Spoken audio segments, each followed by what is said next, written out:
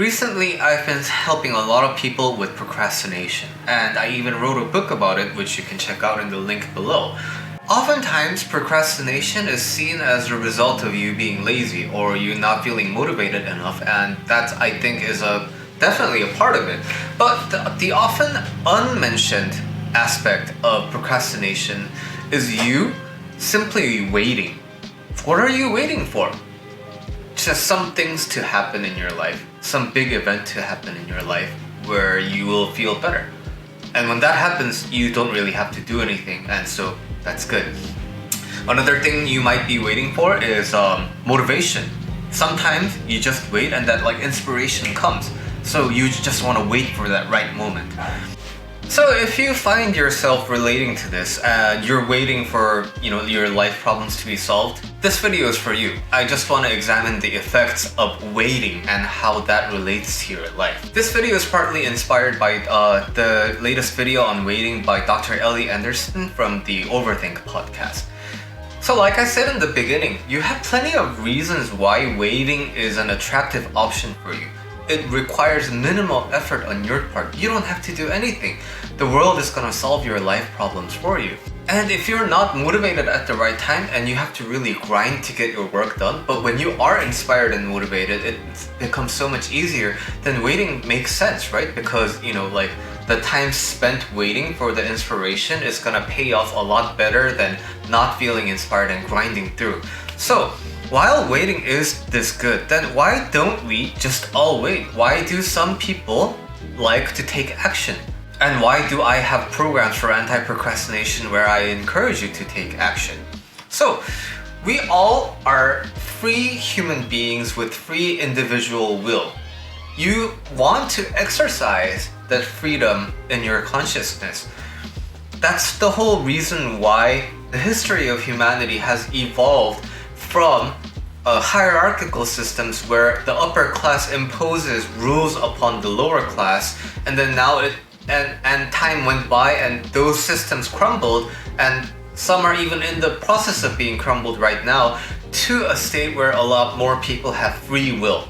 And waiting is partly just giving up that free will because you are at the effect of the world. So when you're waiting for some big life event to happen to make you happy, it's practically the same as another really big, large being in the skies telling you that nothing you do matters until a point where I decide to give you something. The benefit of not having to do anything comes at the cost of your free will being subject to this abstract entity that gives you what you're waiting for at the end. But in my experience, the root of most psychological problems come from an extended period of being subject to this kind of relationship with the world. My history with depression was really intensified when I started realizing that nothing I do in this company is making any impact. But because of my green card status, I needed to stay at this company. So it's like, I'm here. And it's not like I'm not getting paid. It's not like I'm not doing work. But everything that I do just ends up not mattering. And that was extremely unmotivating for me.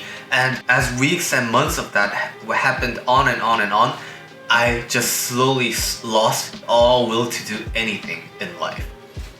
So this may be your experience too. My strong opinion is that all human brains are equipped with this executive functioning brain, and this executive functioning brain wants to go out into the world, wants to leave its footprints and express itself out into the world.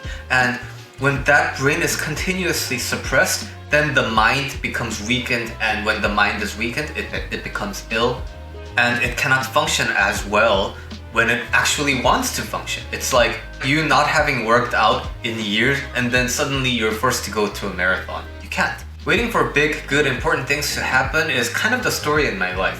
When you go look at my website, I have this whole story about it, right? So I'm in high school and I'm thinking, if only I was in college. And then I go to college and it's like, if only I graduated.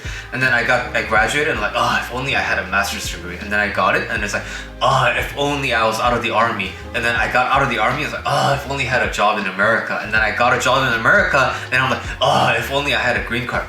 And then I got a green card and it's like, but what am I gonna do, right? So like when I just kept on waiting and waiting and waiting because, I thought some next big great thing is gonna automatically make me happy. What I wasn't really realizing at the time is I had all the agency in myself to start making myself happy regardless of the external consequences. To be honest, I didn't think like that because inside of me was this lack of appreciation for myself. Like, yeah, I could work hard and I could try to make myself happy right now, but is it worth it? Am I really worth that? That has been the underlying thought behind all of my passive waiting. So, I want to talk about the ironic part of that. Dr. Ellie Anderson says in her video that interesting aspect of waiting is romantic waiting, right? You're trying to be the love interest of someone and then you're waiting for your text. You're waiting for them to contact you back and, that waiting. As you're looking at your phone impatiently. That waiting period, while it can feel very torturous, it can also make you understand and appreciate the desire, how much you desire this other party.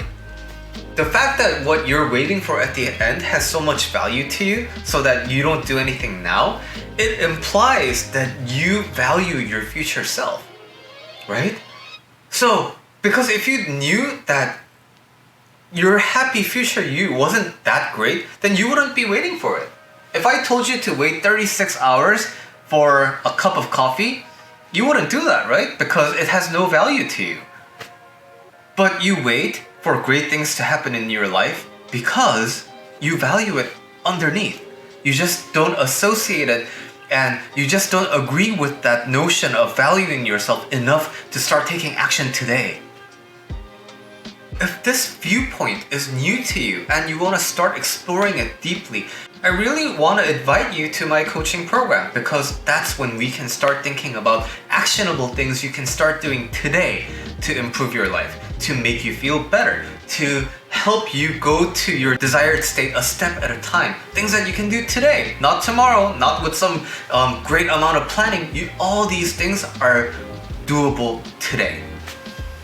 Thanks for watching, and again, thank you to Dr. Ellie Anderson from the Overthink podcast for this inspiration. If you enjoy this type of content, please consider subscribing. Alright, I'll see you in the next video.